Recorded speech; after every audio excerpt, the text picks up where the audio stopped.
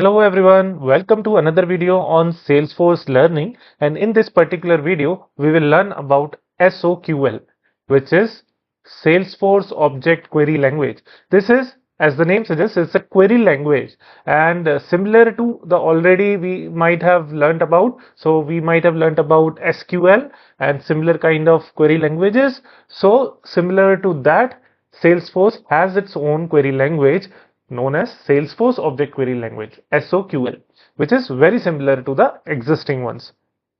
So I'll quickly jump on to what do we do with this SOQL. So we actually retrieve the data from the Salesforce database to maybe the code or to the screen using this SOQL.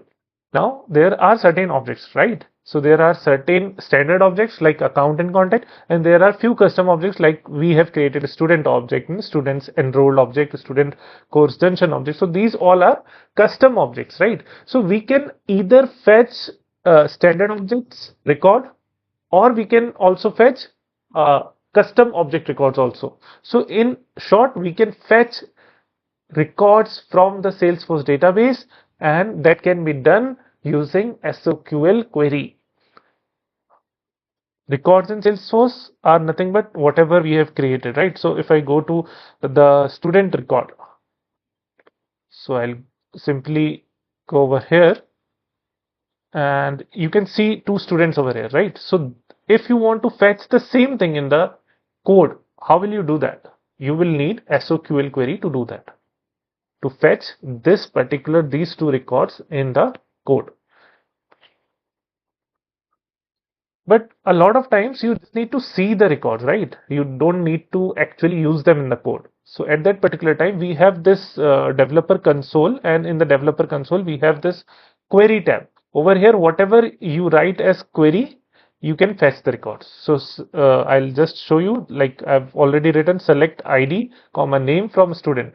So this will fetch me. If I click on execute, this has fetched me two student records, similar to the one I showed you in Salesforce database screen. So this is the Salesforce database screen. This is the layout screen. These are the two students we are talking about. We have fetched them using SOQL query in the developer console, query tab, query editor tab. Now I can have another object as well over here. So I'll say student enrolled this time, and I'll simply copy paste student enrolled this time, and I'll click on execute. So there are no students enrolled record in this. Now we understood we can use SOQL query in query editor of the developer console. But is there any other way? Yes, there are plenty of ways to do that, plenty of ways to fetch Salesforce records using SOQL query. Another way is to use Workbench. So I'll show you how to use Workbench quickly. You simply need to Google Workbench Salesforce. First link that comes up, you need to click on that. That is workbench.developer.com. And because we are using currently a production dev environment, which is a kind of developer environment given to us by Salesforce, so we will click on production. If you are using Sandbox in real time, Sandbox is an environment in which we code the developer codes, and later on it is shipped to the production environment. So we'll talk about that later, but for now you need to click on production if you are using Salesforce Developer org. You need to click on login with Salesforce in order to query. You need to click on allow access.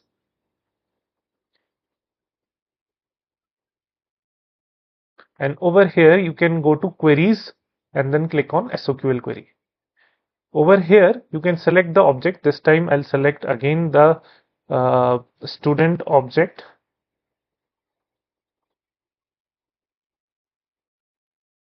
So this is all in alphabetical order. I'll quickly select the student object, so it is shown as student underscore C. I can select all the fields. So even if you have to select all the fields, here star does not work. So I cannot say select star from students. I need to select all the fields in SOQL in order to query them. So I'll simply click on query, and this has fetched me my two student records. One is Varshit Bhatia, another one is Divya Nagar. And both of them are having certain graduation degree attached to it, whose ID is also queried in it. So there are, so basically I wanted to say that there are multiple ways of querying records in Salesforce. One of the way is to use Developer Console's Query Editor tab, and another way to do that is to use Salesforce Workbench. And we can explore more on this, but I quickly wanted to show you how to use this query in our Apex code, how to use our query in Apex triggers, Apex code. So we can jump on to Apex classes or Apex trigger. We have already used a SOQL query earlier in our triggers, right? But just to, and at that particular time, we told you that we will discuss more on SOQL queries. So this particular time, we will make use of anonymous window in order to show you how does we fetch the records from Salesforce database to the console. So in order to write SOQL query, you need to have these square brackets and then write select. As I told you, select star does not work in SOQL, so you need to write the field names.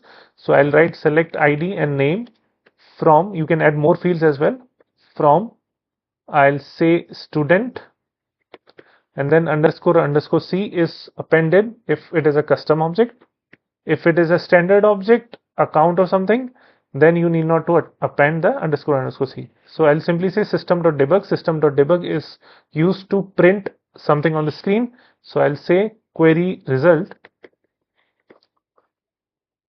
is, I'll say plus and then the query. So the query result can be printed on the screen like this way. I'll click on open log so that the logs get open, and I'll click on execute.